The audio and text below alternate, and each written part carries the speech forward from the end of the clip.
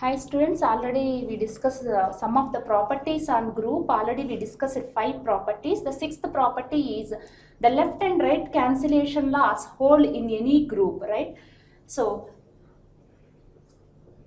let G be a group. What is the left cancellation law? Left cancellation law is for any ABC belongs to G, if A star B equal to A star C, then B is equal to C. It is left cancellation law by cancelling left side element A on both sides. The second cancellation law is right cancellation law, which is also for any ABC belongs to G, if B star A is equal to C star A, then B is equal to C.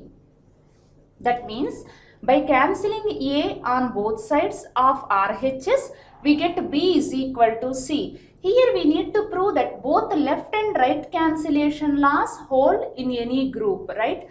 So first we prove the first one, which is left cancellation law. How can we define this one? How can we prove this one means, consider any 3 elements of group G and we have to assume that A star B equal to A star C. So let ABC belongs to group G and assume that means such that we have to consider A star B is equal to A star C. By pre-multiplying A inverse on both sides, right? So since A belongs to group G, by using the fourth property of group, that is existence of inverse, A inverse also belongs to group G, right? So what is the fourth property? For any element of group G, its inverse element also exists in group G. So because A inverse belongs to Z, now we are pre-multiplying A inverse on both sides. Implies A inverse star A star B equal to A inverse star A star C. By using associative property A inverse star A star B equal to A inverse star A star C, right? Using associative property.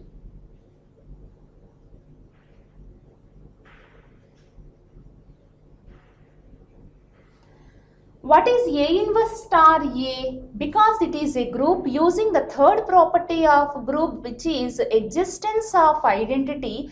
When we multiply the element and its inverse, we get the identity element. So A inverse star A is E, E star B is equal to E star C by using fourth property inverse of group G, right? So using the third property, if we multiply any element of a group G with its identity element, the element carries itself. So E star B is B, E star C is C by using identity, right? So we assume that A star B is equal to A star C, we get B is equal to C. That means by cancelling A on LHS of both sides, right? So that means cancellation of LHS side is nothing but left cancellation law. Thus, in any group G, left cancellation law holds, right? Similarly, now we prove the right cancellation law, which is right cancellation law, RCL. So again, consider 3 elements of group G such that we have to assume that If B star A equal to C star A, we need to prove that B is equal to C. If and then condition means we need to assume the if part and we prove that after then, right? So B star A is equal to C star A, right? Post multiplying by A inverse on both sides.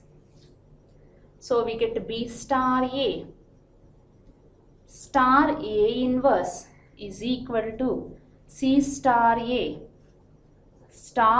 inverse.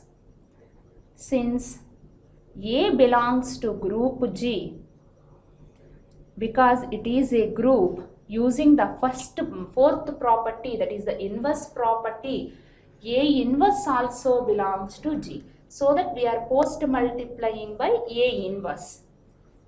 Using the associative property, we can write it as B star A inverse, C star A inverse. A star A inverse is E, C star again A star A inverse is E, by using inverse property. So any element, if we multiply by its inverse element, we get identity element. Here we are multiplying B with an identity element. So what is the property of identity? If we multiply the element by its identity, the element carries itself, same. So B is equal to C by identity property. So we assume that B star A is equal to C star A and we get B is equal to C. How will we get this one? By cancelling A on both sides of right side. So that thus in any group G, right, any group G, right cancellation law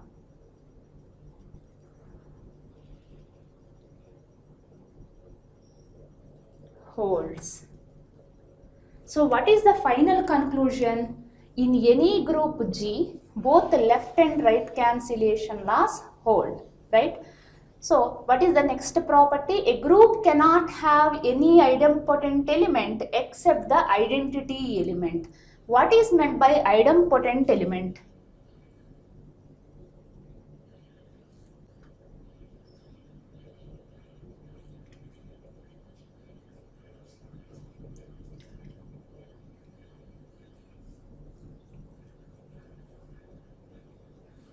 Right? Right. Next we see the definition of idempotent element. An element A belongs to G is said to be idempotent if A star A is equal to A. A star A equal to A. Now we see the definition of property 7. The statement is a group cannot have any idempotent element except the identity element.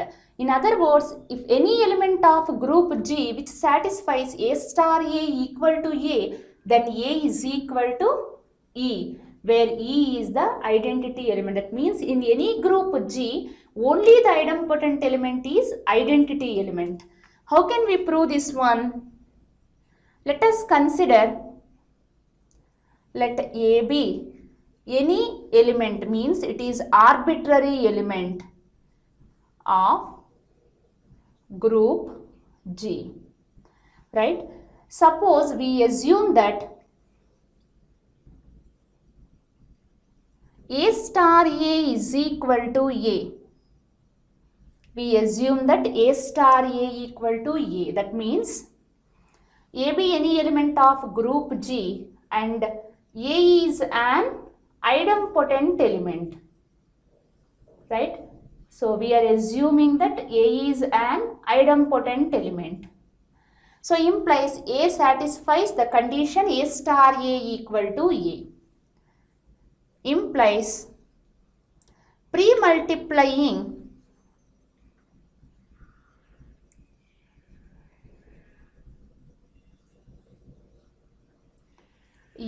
inverse on both sides, right? Since A belongs to group G, by using the inverse property of group G, A inverse also belongs to group G. So that we are multiplying, pre-multiplying A inverse on both sides, we get A inverse star A star A equal to RHS side A inverse star A. Left side apply the associative property, that means changing of brackets, A inverse star A by associative. Because it is a group, in group associative property holds.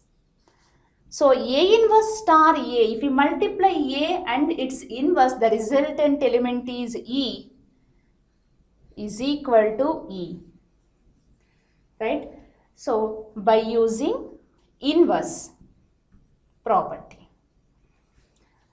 Now E star A or A star E, when we multiply any element of a group by its identity element, the same element carries.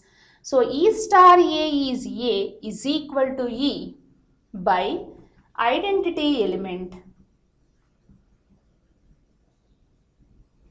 right? Therefore, what we get here? A is equal to E. We are assuming that A is any arbitrary element of group G such that A satisfies the idempotent property. If A satisfies idempotent property, by the definition of idempotent, we get A star A is equal to A, and finally we get A is nothing but the identity element. So any element of group G which satisfies idempotent condition, the element becomes identity element. Therefore, a group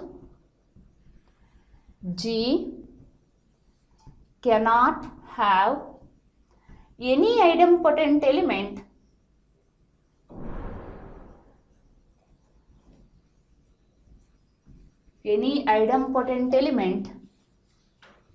except identity, right? If we consider any element of group G, but finally that element is nothing but identity element. So in a group G, only the idempotent element is identity element. Right, next concept is subgroups. Already we discussed the concepts of group and several problems on group and properties of group also completed. Next concept is subgroup.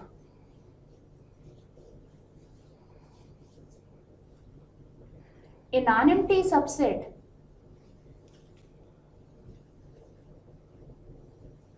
H of a group G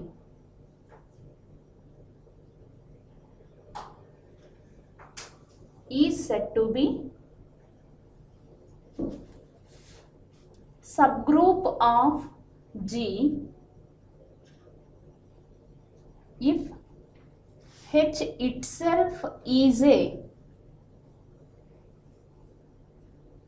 group under the same binary operation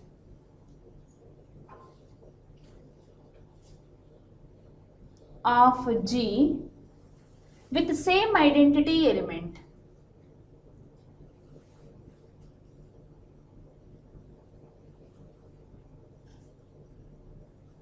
Here the concept of subset, similar to that subset, here also subgroup. Subgroup means a non-empty subset H of a group G. That means initially it must be a subset of group G, and H itself is a subgroup using the same binary operation of group G and using the same identity element. Or the same definition we can also say that a non-empty subset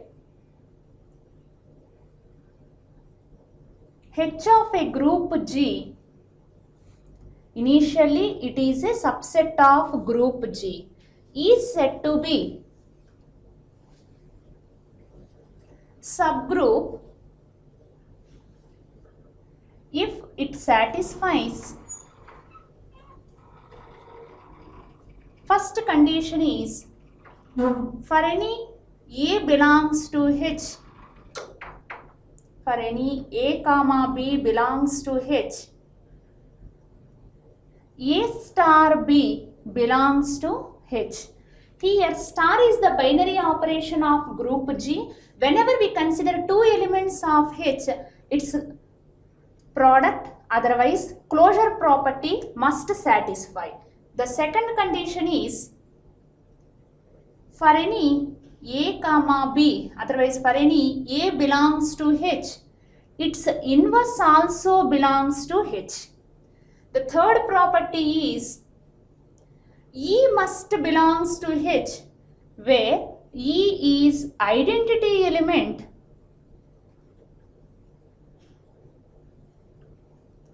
of group G, right?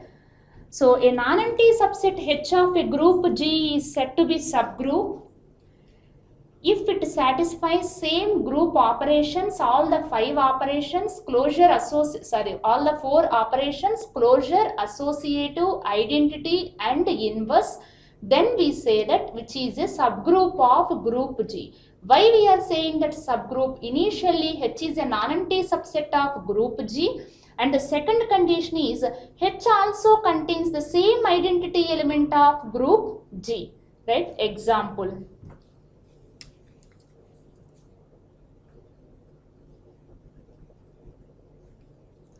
Z comma plus is a subgroup of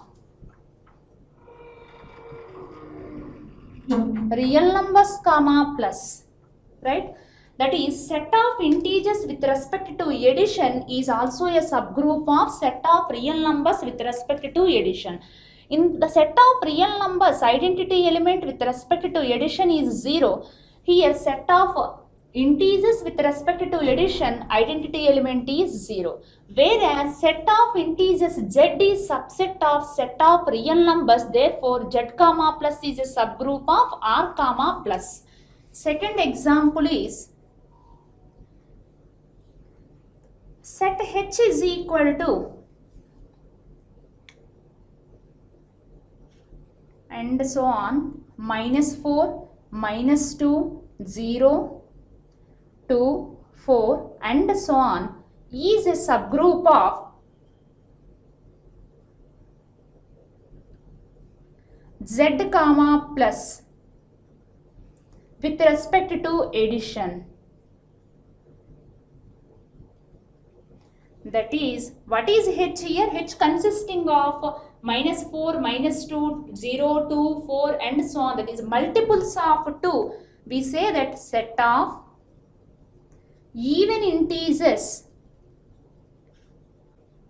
with respect to addition means plus is a subgroup of Z comma plus. Here one more important thing is, in the subgroup and group both have the same binary operation. Binary operation won't change. Second important thing is, both subgroup and group has same identity element, right? Right, next we see the theorem on these subgroups. The necessary and sufficient condition for a non-empty set H of a group G to be a subgroup is A belongs to H, B belongs to H implies A star B inverse belongs to H. Otherwise, a non-empty subset H of a group G comma star will be a subgroup of G if and only if A star B inverse belongs to H whenever A comma B belongs to H. Here they mention that necessary and sufficient condition means that we need to prove in both ways. By assuming the first part, we have to prove the second part, and similarly by assuming the second part, we have to prove the first part. Similarly, here also in the second statement, a non-empty subset H of a group G comma star means given that G comma star is a group, H is said to be a subgroup of G if and only if means that in both ways. If and only if A star B inverse belongs to H whenever A comma B belongs to H. That is, first part is H is a subgroup of G by assuming that we need to prove that A star B inverse belongs to H whenever A comma B belongs to H. The second part is, that means here if and only if part is there, implies part is the first one. A reverse implication is whenever A comma B belongs to H, A star B inverse belongs to H, and we need to prove that H is a subgroup of G. Now we see the proof. Necessary condition, that is implies part. What we have to assume here? H is a subgroup. So let H is a subgroup of group G comma star. Here the binary operation is star. H is a subgroup means what is this meaning? H itself is a group under the same binary operation star. Right? We have to prove that A star B inverse belongs to H whenever A comma B belongs to H. Right? So whenever A comma B belongs to H means we have to assume let A comma B belongs to H. We need to prove that A star B inverse belongs to H. Right? So what is H here? H is a subgroup of group G. Subgroup means it satisfies the four conditions: closure, associative, identity and inverse. Right? So since B belongs to H, implies its inverse also belongs to H by using the property of inverse. Right? In a group G, for any element, its inverse must exist in that same set. That is the property of 4, which is existence of inverse. Here we have, now A belongs to H, that is our assumption part, and we get B inverse belongs to H. Right? So here we have A belongs to H and B inverse belongs to H, implies A star B inverse belongs to H by closure property. What is the closure property? Why we are using closure property? Because here H is a subgroup. So H itself is a group under the same binary operation star. By closure law, whenever two elements belongs to H, its product A star B inverse also belongs to H. Therefore, we prove this one. We assume that A comma B belongs to H and we prove A star B inverse belongs to H. Therefore, necessary condition completed. Now, we see the sufficient part. What is our sufficient part? We have to prove in the reverse manner. What is the reverse manner? We have to assume that A star B inverse belongs to H whenever A comma B belongs to H, and we need to prove that H is a subgroup of G. So let A comma B belongs to H. So instead of let, take for all A comma B belongs to H, we have A star B inverse belongs to H. This is our assumption. So assume that. So assume that for any two elements belongs to H, A star B inverse belongs to H. To prove that H is a subgroup of G comma star, right? Means that H is a non-empty subset of G using the binary operation star. H itself is a group, right? H itself is a group. What are the properties of group? What are the conditions of group? We have 4 properties. We need to prove those 4 properties. What are those? First one is closure, right? So what is the closure property? Whenever we consider two elements A comma B belongs to H, right, we need to prove that A star B also belongs to H. Since here B belongs to H, if we see here clearly, here it is a non-empty subset of group G. What is H? H is a non-empty subset of G. So B belongs to H implies that B inverse belongs to H, right?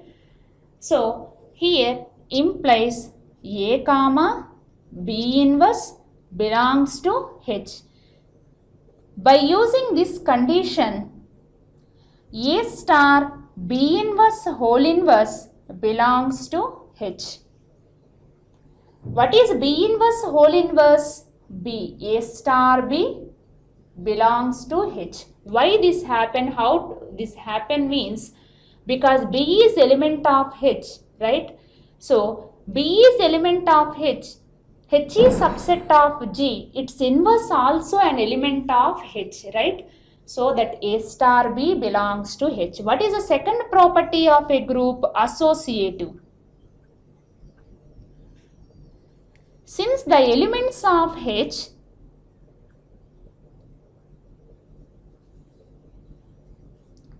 are elements of G, elements of group G, what is meant by group G? Using group G second property, all the elements of group G satisfies associative property. So elements of H are elements of group G. So elements of G satisfies associative. Elements of G satisfy associative property. Implies elements of H also satisfy associative property. So the second condition of group is completed. What is the third condition? Which is, right, here you see here clearly, third property of group is existence of identity.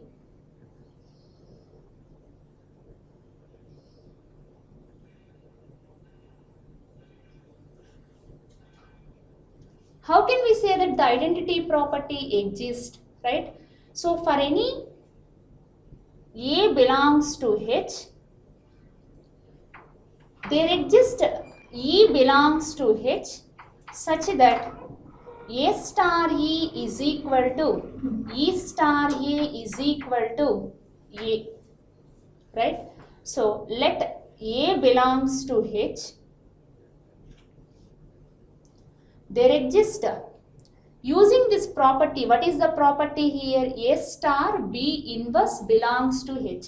Because A belongs to H and H is subset of G, right, implies A inverse also belongs to H.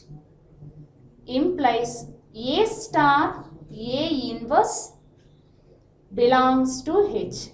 What is A star E inverse? A inverse, which is E belongs to H, implies identity satisfies.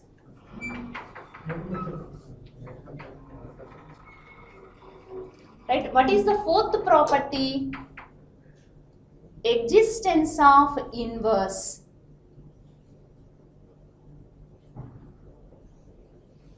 The fourth property is existence of inverse. For any A belongs to H, right, there exists an element A inverse belongs to H such that A star A inverse is equal to A inverse star A is equal to E. this A inverse belongs to H, we need to prove that one. Since E belongs to H, just now we proved here, since E belongs to H and A belongs to H, that is our assumption part. Using this assumption, for any two elements belongs to H, A star B inverse belongs to H, we can write it as E star A inverse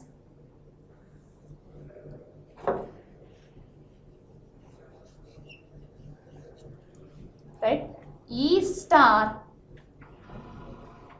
A inverse belongs to H implies A inverse also belongs to H.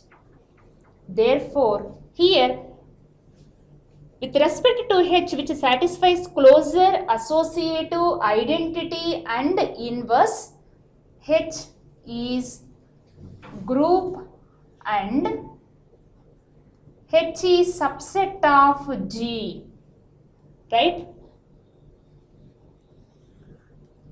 Therefore,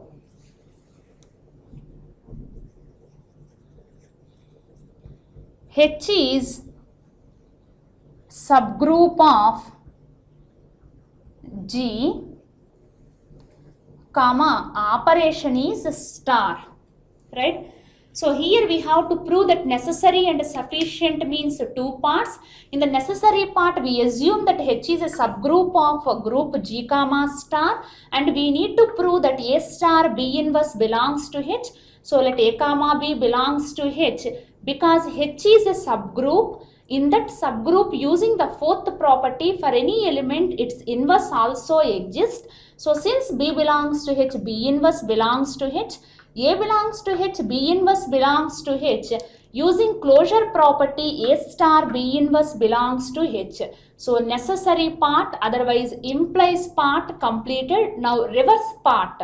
So what is the reverse part? We have to assume that A star B inverse belongs to H. For any A comma B belongs to H, we need to prove that H is a subgroup of G comma star. What is the definition of subgroup? H itself is a group under the same operation of G. So we need to prove that H itself is a group. Group means it must satisfy closure, associative, identity and inverse.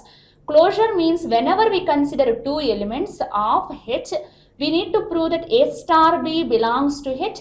For that we consider A comma B belongs to H, because B belongs to H and H is subset of G. So B inverse also belongs to H. A comma B inverse, we apply A star B inverse. A star, second element inverse, B inverse, whole inverse belongs to H. A star B belongs to H. Next, associative, because all the elements of H are also elements of G. Since H is a subset of G, therefore elements of H also satisfies associative, since the elements of G satisfies associative. Third property is existence of identity. So we have to assume that A belongs to H, right? We need to find out this corresponding E, right? So A belongs to H and A inverse also belongs to H. A star A inverse, what is this product? E. E belongs to H.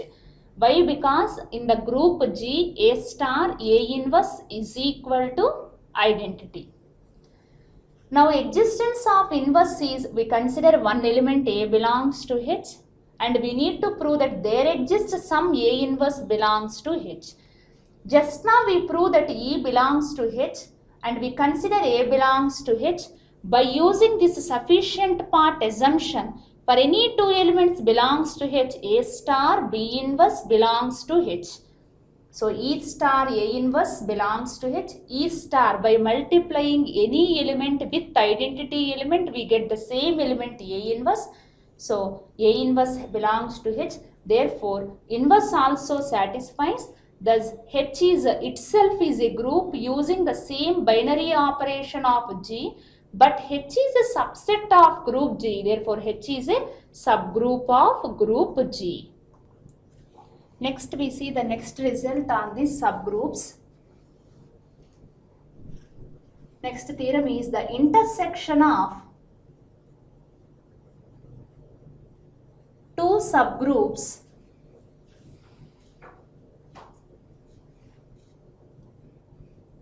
is also a subgroup. So, right, the intersection of two subgroups is also a subgroup. We see the proof. Let H1 comma H2 be two subgroups of a group G comma star. So here what are the two subgroups, H1 and H2. So our result is intersection of, that means to prove that intersection means H1 intersection H2 is subgroup of G comma star. So using theorem 1, the necessary and sufficient condition for a non-empty subset H of a group G is whenever A comma B belongs to H, A star B inverse belongs to H. Initially, it must be non-empty, right? Since H1 comma H2 are subgroups of group G, by the definition of subgroup,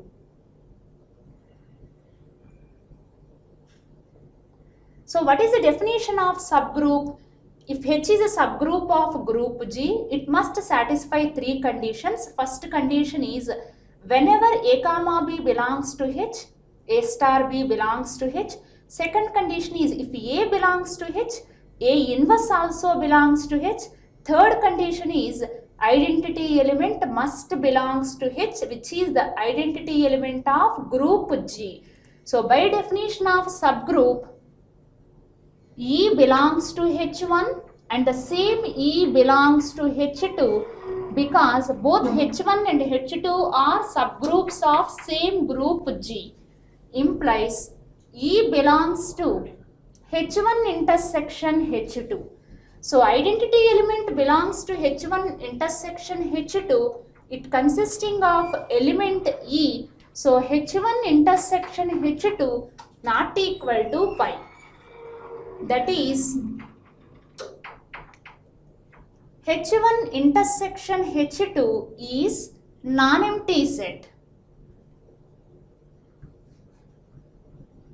right? It is a non-empty set. Now, so a non-empty subset H of a group G is said to be subgroup. What is the condition? Whenever we consider two elements A comma B belongs to H, A star B inverse must belongs to H.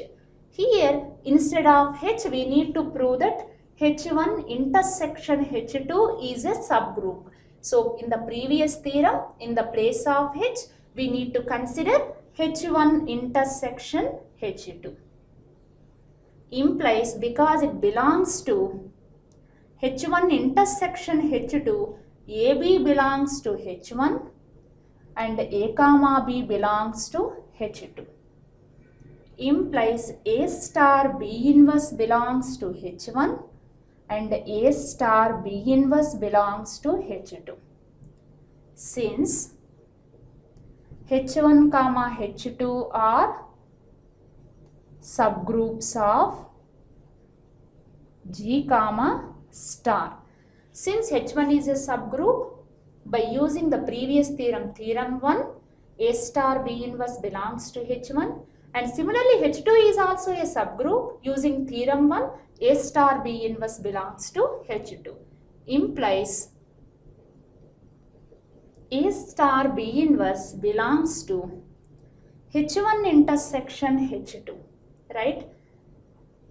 Therefore, we consider two elements in H1 intersection H2. We get this A star B inverse belongs to H1 intersection H2. H1 intersection H2 is a subgroup of G comma star by theorem one of subgroups. So we prove that intersection of two subgroups is also a subgroup. Next, see proposition. The union of two subgroups need not be a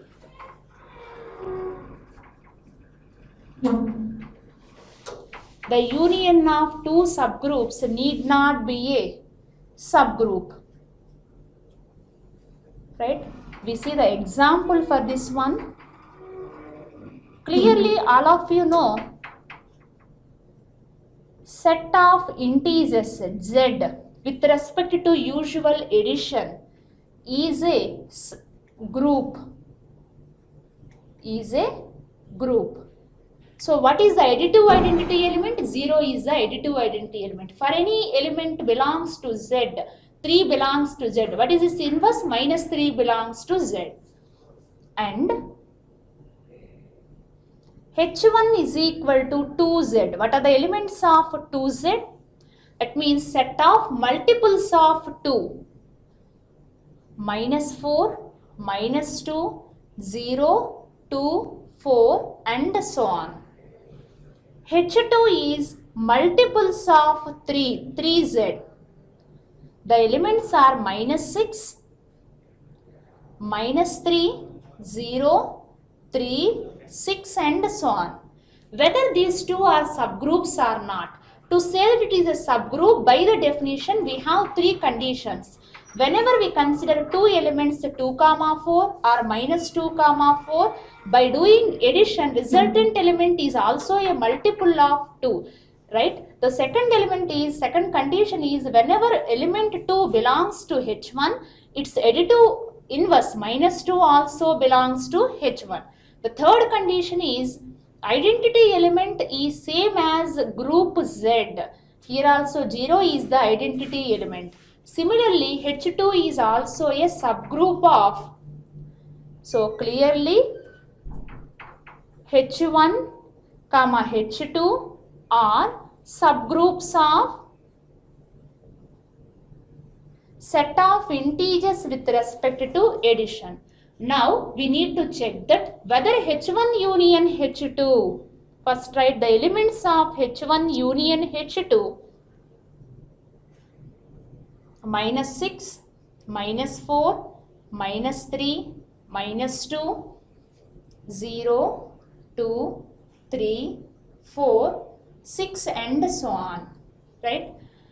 Now find out whether H1 union H2 is a subgroup with respect to addition or not.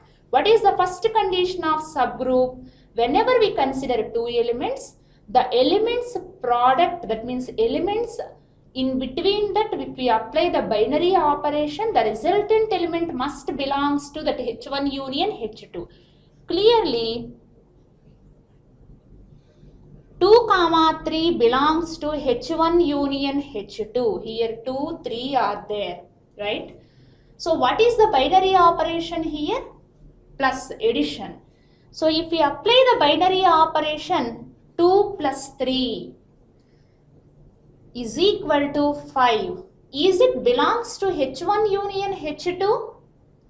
No, because 5 is not a multiple of 2 as well as 5 is not a multiple of 5.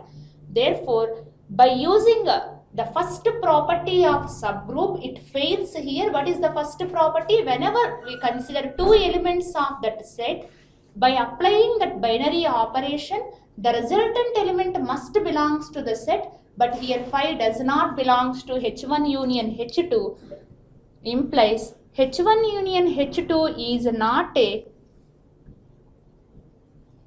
subgroup of G. Thus, what is our conclusion? Union of two subgroups need not be a subgroup of G, right? So We prove in theorem 2 the intersection of two subgroups is a subgroup, but union of two subgroups need not be a subgroup, right? So the next one is union of two subgroups is a group if it satisfies one set is contained in the other. We will see this in the next class. Thank you.